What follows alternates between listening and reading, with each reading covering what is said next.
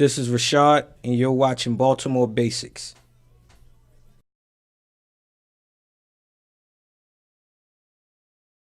Why haven't Baltimore gotten it right yet? Because we got to get up out of our own way.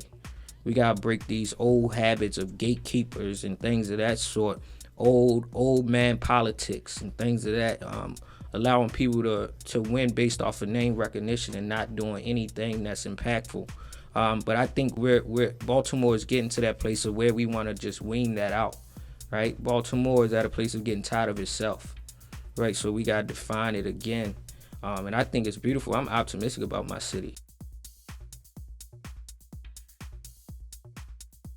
Yeah, so that's been the culture of Baltimore. Period. It's ever since we got Mayor Kirk Smoke, right? And just knowing the history of that and those black elected officials that graduated from, I want to say, Harvard, all of them at the time, and how they all graduated and they all became elected officials and mayors of these large black cities. We knew that it was a pilot run, right?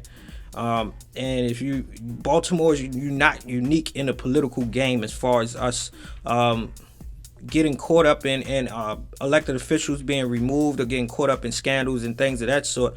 That is a trend, and that is the way systems and political games operate for large black cities with a large population of black and brown people, right? It's that way, right? It's unfortunate, but it's been that way. We look at Baltimore, we can look at Detroit, we can look at DC, we can look at Atlanta, right? All of these larger cities all go through the same issues, right? And that's because really the powers that be have an issue with black leadership.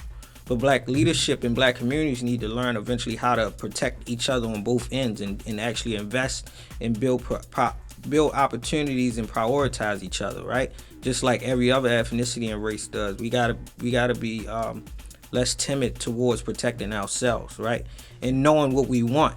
Baltimore now is in a phase of, like I said, this old gatekeeper and old political machines that used to operate and was connected to this good boy system. Is trickling down. It's not as powerful and impactful no more. We're starting to see an influx of new young leadership.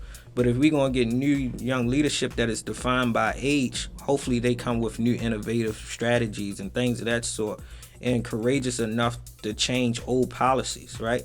And that's what I look forward to, and that's the part that I play in it.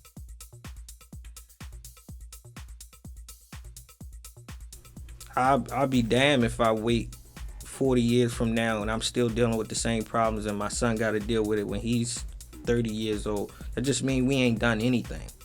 And if we got elected officials that's dying in office and we still got the same problems for when my grandparents was my age and they was in office when they was their age, it's like, it's redundant, right? It's like we allowed ourselves to get played, and we're not at that. I don't think we're at a point where we're tired of that.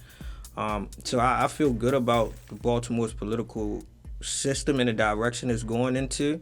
I just think we got to keep each other accountable. And if we don't like it, remove those incumbents. If we don't like these new young elected officials, remove them as well. Start over. Give somebody else a chance. I don't think public service should be a lifetime commitment. Like after a while, you age out. Like you're not relevant no more. Just like the beautiful thing, the ugly thing about like hip hop industry is like after a while, you get labeled old and you're told not to make music no more. Why is that not the same in politics? Like it has to be at a point like you can't keep up, right? If you can't keep up with this new world. Like these young people are learning stuff, information, they got access. It's global competitiveness. You was born in this golden age era. It's like adapt. Can we get new iPhone uploads? Can we get an upload on politicians and elected officials? And that happens for the federal level. Like I'm tired of we getting the same families. Like you're gonna give me a Obama, you're gonna give me a Clinton, you're gonna give me a Biden. You gonna give me a Bush, then you gonna give me a Biden or Bush, Obama. Like, yo, we playing Monopoly with our lives.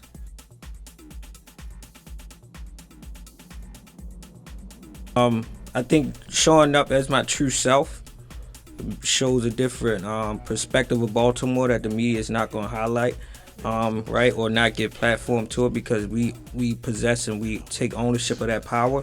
powers to be ain't gonna always put the right people in front of us because they often want to mislead us. So we gotta do our part to like intentionally and personally be in front to counteract whatever other people want to do. The strength that I get from Baltimore is I know what the image and I'm aware, but I don't accept it.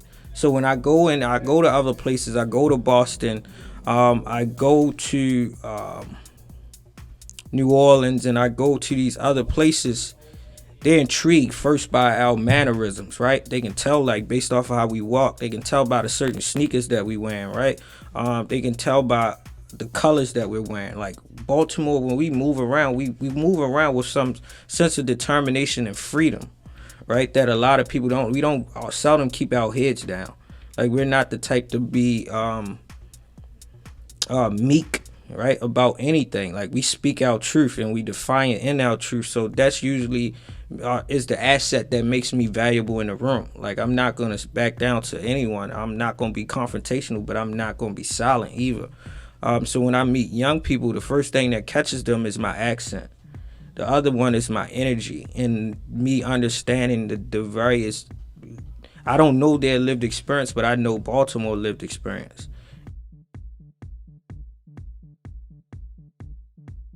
And a lot of things like historical structures and systems that oppressed us was replicated and piloted in Baltimore, right? So I can go anywhere and talk about public housing. I can go anywhere and talk about redlining. I can go anywhere and talk about gerrymandering and gentrification, because all of it was started in Baltimore, right? And we all still see that, and it's still remnants of that here that has become normalized. But to them, it's now they're in like phase 2, phase 3, and we 10 generations of family in. Like we know what this looks like. We know when people are selling us dreams, so we able to call it out. And other cities and about be like, yo, y'all about to get hit with this, or like you said, other cities is calling us for advice, right? And they're looking for us to be the guiders and to guide the ship through this vast journey or whatever ocean that we come through, that whatever these people that supposedly be our decision makers put us through. We determine and we resortful. And that what creates the type of music that we do, the art that we do, the style of writing, the of how we can turn any and everything to something unique and beautiful, like yo, right? And then like now everyone is literally saying like dummy, right? And that's a cultural thing that I don't agree with, but it's unique to Baltimore. And I remember the guy was telling this story. What's his name? Rico Love. He came and talked to our young people that were in this music production class, right? And that's another thing about Baltimore as well. Baltimore has the most nonprofit organizations in the country, right? Because we solution oriented. You can speak of all the problems, but look at all the hundreds of nonprofits we got to fix these problems. Now we gotta get the systems out of the way to start funding it with an equitable lens, right? But Rico Love came to Baltimore. He was talking about like how Lord Scooter was on the brink of breaking and getting into this next phase of being a celebrity and an entertainer just weeks before he was murdered, right? And he talks about like what made Lord Scooter stand out was when he went to one of the top A&R producers and people in the music industry, and he was like, yeah, what up, dummy? Right? And the guy's like, you know who I am? Like, did he just call me dummy?